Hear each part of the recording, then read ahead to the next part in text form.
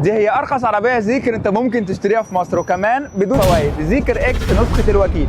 تعالوا نغير ونبدا بالاداء. 428 حصان، 540 تورك، والرينج بتاعها 440 كيلو. اي عربيه بنزين بنفس سعرها هتديك تقريبا نص الارقام دي. دركسيون من الجلد، كاميرا هنا عشان ما تنامش وانت سايق، ديجيتال ديسبلاي حجمها صغير شويه بصراحه، هيدز اب ديسبلاي وشاشه كبيره جدا ممكن تتحكم فيها في كل حاجه في العربيه، والحته دي على شكل الفانوس. عندك مساحه في النص حرفيا ممكن تكفي طفل صغير، وفتحتين تايب سي ومكان تخزين صغير. لو عملت كده هتلاقي كاب هولدر، لو عملت كده بقوا اتنين. عندك هنا وايرلس تشارجر، ولو عملت كده فضايحك كلها هتتكشف اللي قاعد ورا. كراسي كهرباء فيها تسخين، والواحد متعود في العربيات الكهرباء فيها تسخين وتبريد ومساج، يبقى ناقص يجيب لك حد.